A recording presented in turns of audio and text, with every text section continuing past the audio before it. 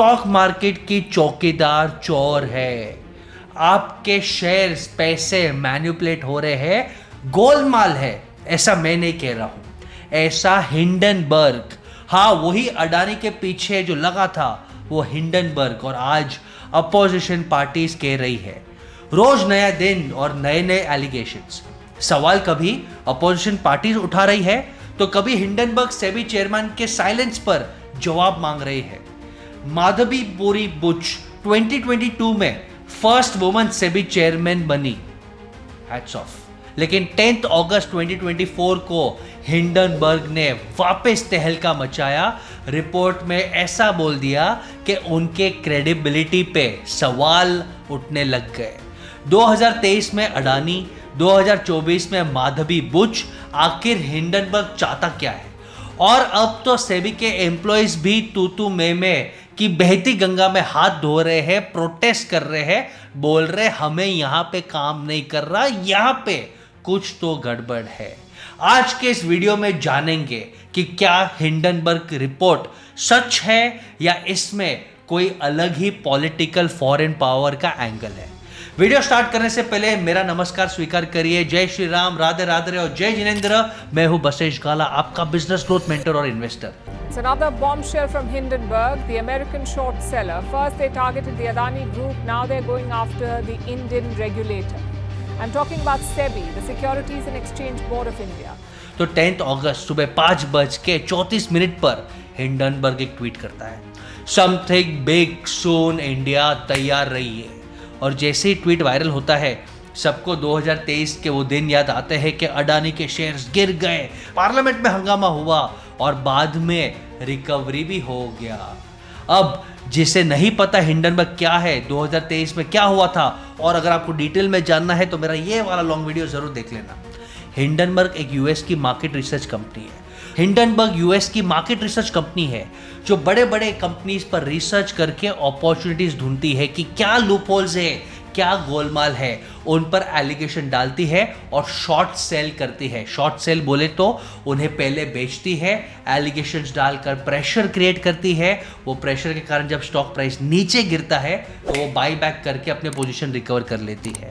India में किसी भी कंपनी को 75% से ज़्यादा शेयर्स खरीदना अलाउड नहीं है, लेकिन हिंडनबर्ग ने 24 जनवरी 2023 के अपने रिपोर्ट में एक क्लेम किया कि अडानी ग्रुप अपनी कंपनी के 75% से ज़्यादा शेयर्स होल्ड करती है और ऑफशोर्स कंपनी में जोलमाल करती है, मनी लॉन्ड्रिंग करती है, अनस्ट्रक्चर्ड है, गवर्नेंस नहीं है, पब्लिक से पैसा लेके प्राइवेट कंपनीज का वेल्थ बढ़ा रही है, वैल्यूएशन बढ़ा रही है, लोन्स का मिसयूज कर रही है।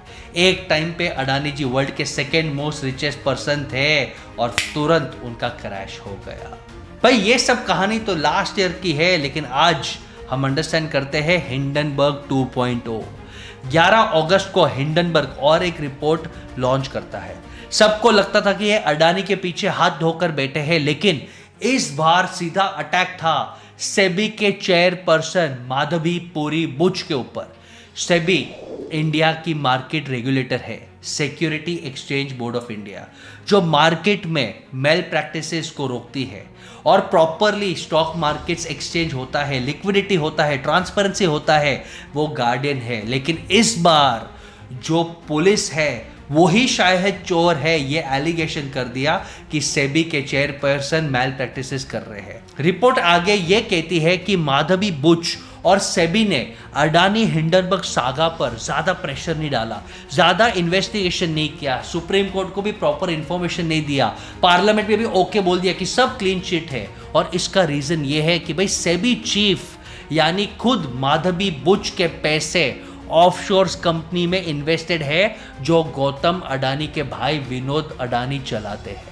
यानी अगर मैं इन्वेस्टिगेशन एजेंसी का हेड हूं और मेरे ही पैसे घूम रहे हैं तो जो मेरा पैसा मैनेज कर रहा है उसको मैं तकलीफ कैसे दूं। और ये ऑफशोर्स कंपनी अडानी के शेयर्स खरीदते हैं और उससे शेयर्स के प्राइस बढ़ जाते हैं, क्योंकि साफ है डिमांड ज़्यादा दिखेगी तो शेयर्स के प्राइस भी बढ़ेंगे। अब रिपोर्ट आगे ये एलिगेशन लगाती है कि ये सब एक कन्वोल्यूटेड वेब स्ट्रक्चर से हो रहा था। बोले तो इससे ही माधवी बुच, विनोद अडानी और IILF यानी India Infoline finance limited Adani के शेयर्स में पैसे डालती थी। जैसे हिंडनबर्ग की रिपोर्ट के अकॉर्डिंग माधवी बुच ने 2 ऑफशोर कंपनीज जिसके parent company Vinod Adani control करते थे, उसके 2 सब्सिडरी कंपनीज जिसमें से एक है ग्लोबल डायनामिक अपॉर्चुनिटी फंड जो कि बर्मुडा में रजिस्टर्ड है, कोई टैक्स नहीं भरता, और दूसरा है IPE प्लस फंड जो कि मॉरिशस में रजिस्टर्ड है, वो भी टैक्स हेवन है। और यही कंपनी इस अडानी के स्टॉक्स में मैनिपुलेशन करके पैसा कमा रही है। तो अब एलिगेशन में इन्वेस्टिगेशन होगा तो चीफ शायद फंस सकता है। इसके लिए माधवी बुच ने ज्यादा सीरियसली इन्वेस्टिगेट नहीं किया। 5 जून 2015 को IPA प्लस फंड में माधवी बुच और साथ में उनके हस्बैंड धवल बुच बराबर के स्टेक होल्डर्स थे। ये डील IFL से हुई थी और डॉक्यूमेंटेड है और सोर्स लिखा था सैलरी। अब जब ये इन्वेस्टमेंट हुई थी तब धवल बुच यूनिलीवर में काम करते थे और वही माधवी बुच अघोरा पार्टनर्स में डायरेक्टर थी। लेकिन 22 मार्च 2017 को धवल बुच की तरफ से इस फंड को एक ईमेल जाता है जिसमें वो लिखते हैं कि माधवी और धवल बुच जो दोनों बराबर के स्टेक होल्डर्स है, अब ये सारे शेयर्स धवल बुच के ही नाम रहेंगे क्योंकि Madhabi Buch as a WTM यानी होल टाइम मेंबर सेबी में अपॉइंट करी जा चुकी थी। इसमें कोई कॉन्फ्लिक्ट ऑफ इंटरेस्ट न हो इसलिए धवल बुच ने सारे अपने वाइफ के शेयर्स भी अपने नाम कर लिए। 26 फरवरी 2018 के डॉक्यूमेंट में क्लियर ये दिख रहा है कि माधवी बुच अपने पर्सनल ईमेल आईडी से मेंशन कर रहे हैं, डील कर रहे हैं और एक फंड में यानी ग्लोबल अपॉर्चुनिटी डायनेमिक फंड में हस्बैंड वाइफ ने दोनों ने मिलकर $8,72,000 का इन्वेस्टमेंट किया है।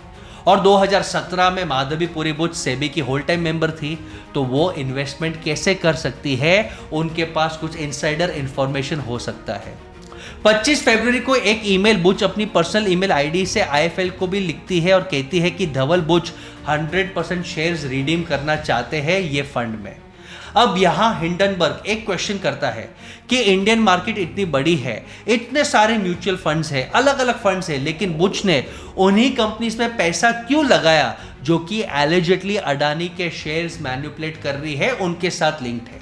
अब जब सुप्रीम कोर्ट अडानी के ऑफशोर कंपनीज से रिलेटेड कोई इंफॉर्मेशन मांगता है तो सेबी कोई भी कंक्लूसिव स्टेटमेंट या एविडेंस नहीं दे पाता।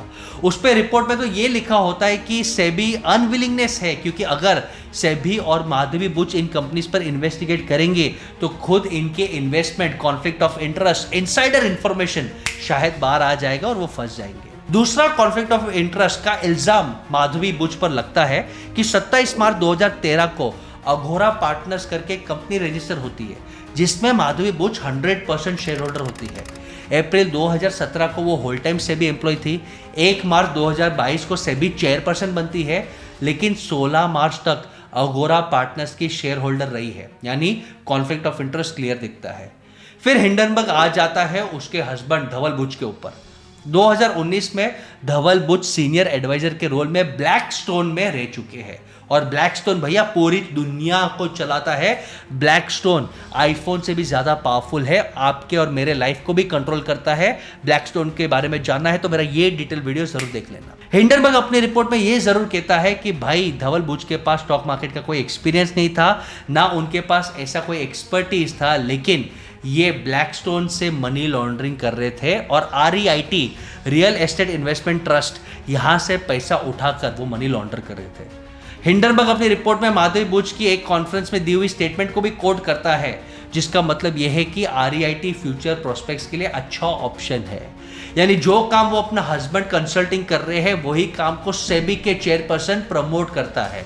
अब इंटरेस्टिंग बात तो यह है कि 4 REIT IPOs में ब्लैकस्टोन ने 2 REITs के IPO को स्पॉन्सर किया, जिसमें कि एक था माइंड स्पेस और दूसरा था नेक्सस, जो कि हिंडनबर्ग के रिपोर्ट में थर्ड कॉन्फ्लिक्ट ऑफ इंटरेस्ट की तरफ बाहर आ गया। अब इन सब के बाद माधवी बुच को जो सेबी चीफ है वो एक स्टेटमेंट रिलीज कर देती है, जहां हिंडनबर्ग के रिपोर्ट में ये हाईलाइट किया था कि IPA प्लस के शेयर्स में सोर्स ऑफ इनकम में सैलरी लिखा है। उसके क्लैरिफिकेशन है कि बुच कहती है कि 20 साल से ज्यादा वो फाइनेंस के फील्ड में है और वो अलग अलग कंपनीज के साथ अलग अलग पोजीशंस पे रही है। ICICI सिक्योरिटीज की CEO भी रही है और उनका कहना है जो कमाया है वो मैंने लगाया है।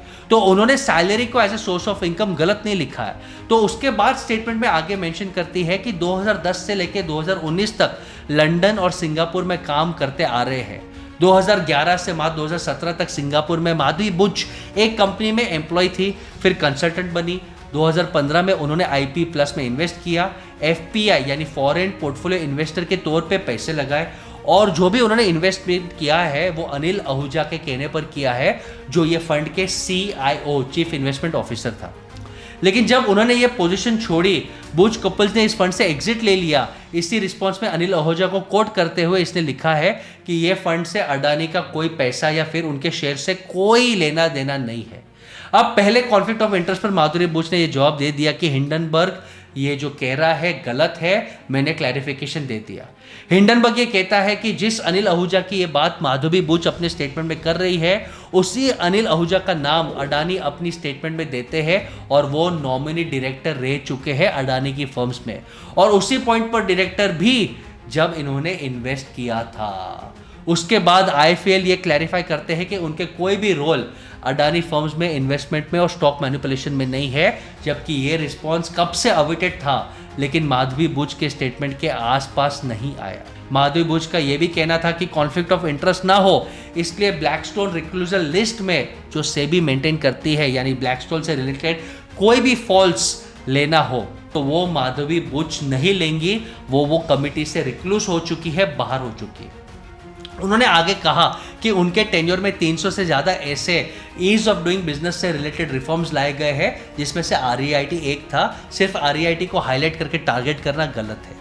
लेकिन भैया कमाल की बात तो यह है कि ब्लैकस्टोन ने हिंडनबर्ग की रिपोर्ट आने से एक दिन पहले ही नेक्सस में अपने आधे स्टेक को 4050 करोड़ में बेच दिया, यानी जो स्टेक उनका 43% का था वो घटकर अब 21% पर आ चुका है। ऐसे कैसे हो सकता है? उनको पता था कि कुछ अटैक हो रहा है, दाल में कुछ काला है, या फिर उनका मैनिपुलेशन पकड़ा जाएगा। फिर स्टेटमेंट में आगे माधवी बुच खुद बताती है कि जो भी शेयर होल्डिंग अगोरा पार्टनर्स की थी वो कंसल्टिंग कंपनी में थी, एक सिंगापुर में रजिस्टर्ड कंपनी है, इंडिया में भी है, वो सब के बारे में 2017 में ही सेबी को उन्होंने बता दिया था, और वो दोनों कंपनीज आज डॉर्मेंट है, स्लीपिंग है, एक्टिव नहीं। और डॉर्मेंट यानी सोते हुए कंपनी की बात बोले तो ये कंपनी रेवेन्यू कैसे कमा सकती है? 2024 में 13,85,000 रुपीज इसने कमाए हैं, यानी कुछ ना कुछ एक्टिविटी तो कर रहे हैं। ये सब के बाद अडानी ग्रुप का भी क्लैरिफिकेशन आता है, और वो कहते हैं हिंडनबर्ग की तरफ से अडानी को ही टारगेट किया जाता है, पॉलिटिकल प्रेशर है, इंडिया के खिलाफ साजिश है, वो मोदी जी को, अडानी जी को, इंडिया के ग्रोथ को डाइजेस्ट नहीं कर सकते, शायद ये सब मैनिपुलेशन है, तो इसे प्लीज इग्नोर करो। यानी शॉर्ट में आप देखो तो इतने सारे एलिगेशंस, इतने सारे कॉन्फ्लिक्ट ऑफ इंटरेस्ट, और अभी तो कहानी में और एक बड़ा पार्ट है कि सेबी वर्सेस सेबी एम्प्लॉइज। 5 सितंबर को सेबी के हेडक्वार्टर्स के बाहर 400 एम्प्लॉइज आकर प्रोटेस्ट करते हैं कि ये गलत है, एक प्रेस रिलीज करते हैं, और उसका टाइटल होता है ग्रीवियंस ऑफ ऑफिसर्स, रिस्पेक्ट चाहिए, कॉल फॉर रिस्पेक्ट, और 35 पॉइंट्स रिलीज करते हैं, जिसमें से सबसे इंपॉर्टेंट पॉइंट है कि टॉक्सिक कल्चर है, अनड्यू प्रेशर है, हमको माइक्रो मैनेज किया जाता है, काम कब स्टार्ट कर रहे हो, कब खत्म कर रहे हो, कब टारगेट्स ला रहे हो, वो प्रेशर में हम काम नहीं कर पाएंगे। एक पॉइंट में तो ये भी क्लेम किया गया था कि सेबी में मेंटल हेल्थ काउंसलर्स भी आने चाहिए, इतना ज्यादा प्रेशर है, कल्चर बहुत ही बकवास हो चुका है। यानी माधवी बुच को हिंडनबर्ग से तकलीफ, माधवी बुच को अब पॉलिटिकल पार्टी से तकलीफ, और माधवी बुच को अपने इंटरनल एम्प्लॉय से तकलीफ। मुझे लगता है ये सब पूरे सिचुएशन को देख के माधवी पूरी बुच का कॉन्फ्लिक्ट ऑफ इंटरेस्ट जरूर है, और लास्ट कुछ साल में गवर्नमेंट ने कभी स्ट्रॉन्ग स्टैंड नहीं लिया, बट अब एक मॉरल रिस्पॉन्सिबिलिटी लेके रेजिग्नेशन देना चाहिए और बोलना चाहिए कि एक थर्ड पार्टी सेपरेटली इन्वेस्टिगेट करे, जो कॉन्फ्लिक्ट ऑफ इंटरेस्ट था उसे क्लीन करे, और अगर वो एकदम क्लीन है तो उन्हें वापस रीइंस्टेट किया जाए। मुझे लेकिन नहीं लगता कि मोदी गवर्नमेंट में ऐसा कुछ होगा। आपको क्या लगता है कमेंट्स में जरूर बताना, और अपने आप को राइज करने के लिए वीडियो को शेयर जरूर करते रहना।